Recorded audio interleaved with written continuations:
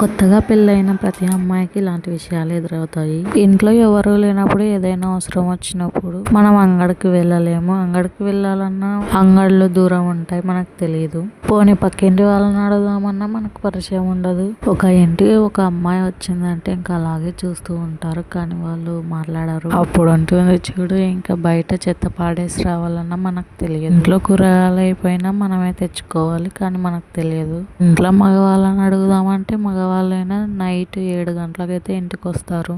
అలాంటి పరిస్థితి నాది.